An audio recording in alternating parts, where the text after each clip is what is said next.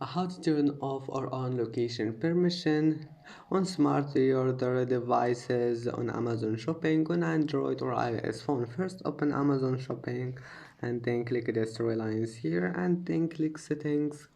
Now click permissions and then scroll down, scroll until you find here this one, smart reorder devices, and that's it.